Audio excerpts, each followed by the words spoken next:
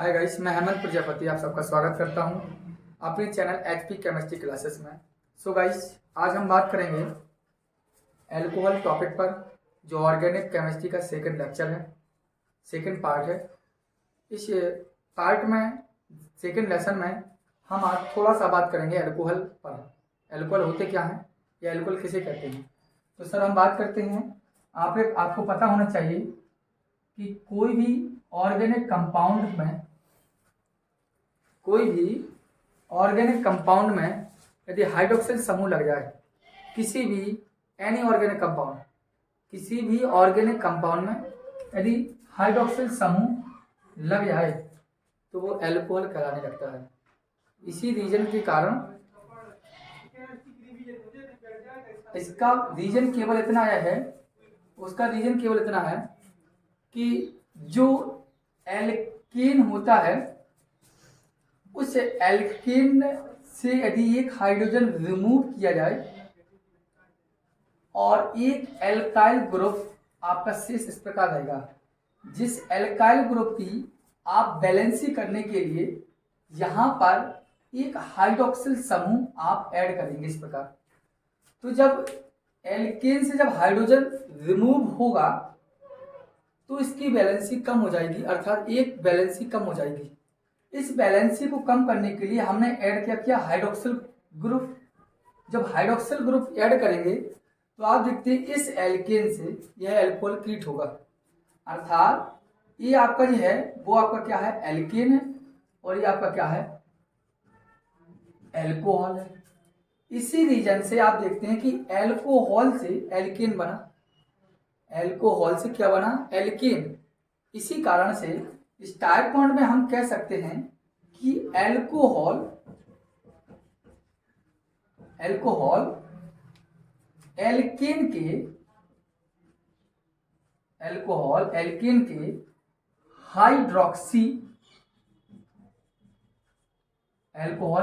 के हाइड्रोक्सी यौगिक होते हैं। इसको ध्यान देना।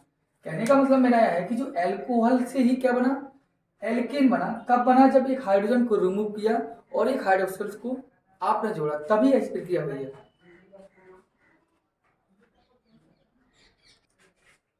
तो एल्कोहल क्या होते हैं, एल्केन के हाइड्रोक्सी हो गए। इस प्रकार भी आप समझ सकते हैं, जैसे ये लिखा CH3 single bond CH3 ethane है।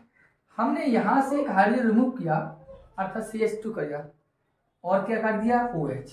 तो क्या बन गया, एल्कोहल बना। कब बना, जब इस एल्केन से हमने हाइड्रोजन परमाणु को अलग किया और हाइड्रोजन समूह जोड़ा, तभी तो क्या हुई, अर्थात इसको क्या बोलते हैं, एथिल एल्कोहल बोला जाता है।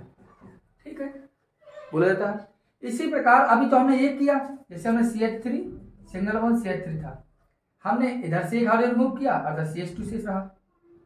ठीक, इसी प्रकार यहां से हाइड्रोजन रिमूव किया तो इधर OH लगाया, और इसी प्रकार हमने यहां OH लगाया, दोनों जगह OH लगाया, जिसे हम बोलते हैं क्या, एथिलीन ग्लाइकॉल। क्या बोलते हैं इसको, एथिलीन ग्लाइकॉल। क्यों बोलते हैं, क्योंकि आपने देखा क्या है कि एल्केन से हमने हाइड्रोजन रिमूव करते हैं, तब हाइड्रोक्सिल समूह जुड़ते हैं, इसलिए वो एल्केन इसलिए वो क्या कहता है, एल्कोहल। अर्थात यह पार्ट भी एल्कोहल है आपका और यह पार्ट भी एल्कोहल है, और ये दोनों बने किससे हैं, एल्केन से। कैसे बने, हाइड्रोजन को रिमूव करके। इसलिए क्या कहा गया है, एल्कोहल एल्केन के हाइड्रोक्सी यौगिक होते हैं। इतनी बात क्लियर। दूसरी बात, एक एरो पॉइंट और आप समझ लेना कि मैं कहता हूं कि एक ही कार्बन परमाणु पर एक से अधिक OH हो, तब वह यौगिक क्या होता है, अस्थायी होता है। तो वह यौगिक क्या होता है, देखिए मैंने क्या कहा, एक ही कार्बन परमाणु पर एक से अधिक OH हो, तब वह यौगिक क्या होता है, अस्थायी, मतलब अनस्टेबल कंपाउंड कहलाता है, अस्थायी होता है। अब अस्थायी होता है तो क्या होता है, उससे क्या होता है, वह है यौगिक अपघटित होकर, मैं एग्जांपल भी दूंगा आपको, अपघटित होकर H2O का एक अणु देता है। इतना ध्यान दें। जैसे हम आपको एग्जांपल क्लियर कर दे रहा हूं, जैसे ये लिखा CH3 और ये लिखा CH, अब इसी कार्बन से हमने एक हाइड्रोजन ये जोड़ के बताया आपको और इससे लगा है, तो ये क्या करेगा, यह यौगिक एक प्रकार का अस्थायी यौगिक होगा।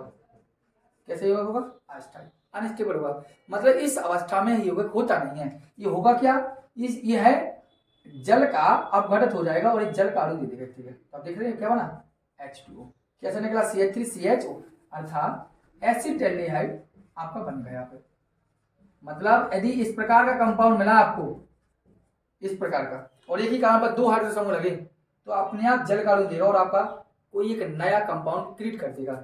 इसी प्रकार हम एक कंपाउंड और दे रहे हैं आपको, CH3 फिर लिया C, इधर OH लगाया हमने, इधर भी OH और इधर भी OH, तो देखिए 1 कार्बन से अटैच्ड है 3 हाइड्रोक्सिल ग्रुप, तो क्या होगा, यह भी अस्थायी होगा।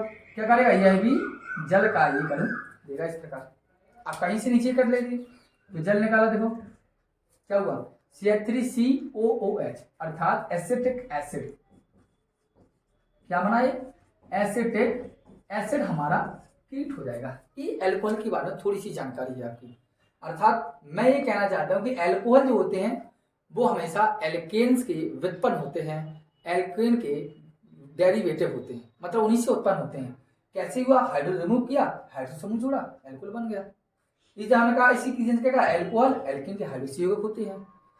जिस प्रकार हमने कोई एथिल अल्कोहल, एथिल ग्लाइकोल बताया, इसी हमने कहा कि यदि एक ही कार्बन परमाणु पर एक से अधिक OH हो तब वह यौगिक कैसा होता है, अस्थायी होता है, अनस्टेबल होता है, उस स्थिति में होता नहीं है, अर्थात क्या होगा, वह आसानी से अपघटित हो जाएगा और H2 का एक अणु देता है। ये प्रक्रिया आपकी दो एग्जाम्पल हमने आपको समझाया।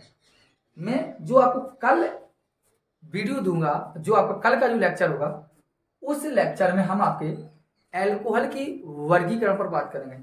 यह लेक्चर केवल आपको एल्कोहल से अवगत कराने के लिए था, क्योंकि इसी एल्कोहल टॉपिक में हम आपसे मिथाइल एल्कोहल भी पढ़ेंगे विस्तार से, और इसी टॉपिक में हम इथाइल एल्कोहल पढ़ेंगे। अर्थात ये दो टॉपिक हम करेंगे। जैसे जल गैस द्वारा मैथिल एल्कोहल का निर्माण भी हम मैथिल एल्कोहल वाले टॉपिक पढ़ेंगे, पाइरोलिग्नियस अम्ल से भी पढ़ेंगे हम, किंडवन विधि से एथिल एल्कोहल में पढ़ेंगे, ये मेथड पढ़ेंगे। तो केवल आज का लेक्चर आपको समझाने के लिए इतना था कि आपको सेकंड चैप्टर एल्कोहल पढ़ना है। इस पर आप विचार, थोड़ा ब्रेन अपना इतना यूज करें जिससे, क्योंकि इस लेसन की जैसे विक्टर मेयर, ल्यूकास अभिकर्मक, ये बहुत ज़्यादा इंपॉर्टेंट है। ठीक, तो हमारा जो कल का लेक्चर होगा वो आपके लिए सबसे ज़्यादा फायदेमंद होगा। आप इस वीडियो को देखें और ज़्यादा से ज़्यादा शेयर करें, क्योंकि आपके सपोर्ट से ही हमारा आगे का कार्य बन पाएगा। धन्यवाद।